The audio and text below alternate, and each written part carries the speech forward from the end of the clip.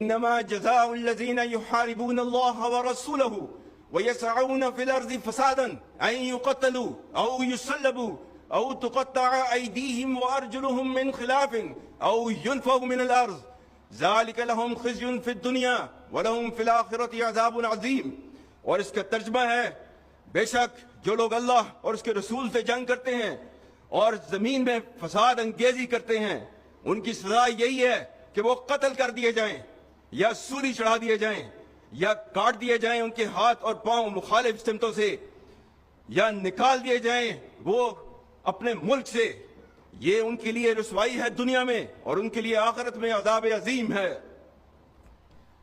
اور سورہ مائدہ کی آیت 56 میں اللہ تعالیٰ فرماتا ہے اور یہ جنگ جو اس کے راستے میں لڑ رہے ہوتے ہیں ان کو فتح کی نوید دیتا ہے.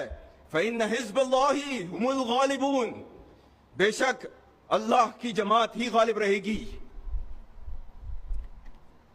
اور سورہ آل عمران آیت نمبر 139-140 جس میں اللہ تعالیٰ نے نہ صرف فتح کے بارے میں بتایا ہے یہ بھی کہا ہے کہ مایوسی نہیں دکھانی اس جنگ کے اندر.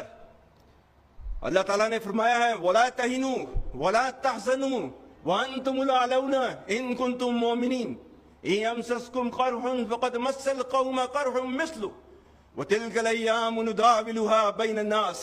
اور اس کا ترجمہ ہے اور کمزور نہ پڑو اور غم نہ کرو تم ہی غالب ہوگے اگر تم مومن ہو. اگر تمہیں زخم لگے ہیں تو تمہارے مخالف بھی تو ایسے ہی زخمی ہوئے ہیں. ہم دنوں کو لوگوں کے درمیان بدلتے رہتے ہیں. اللہ تعالیٰ نے کیا فرمایا ہے سورہ الحجرات آیت نمبر 6 یا ایھا الذین آمنوا ان جاءکم فاسق بنبأ فتبینوا ان تصیبوا قوما بجہالۃ فتصبحوا علی ما فعلتم نادمین.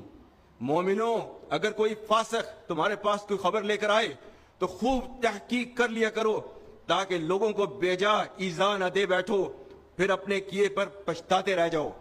پاک فوج زندہ باد، پاکستان پائندہ باد.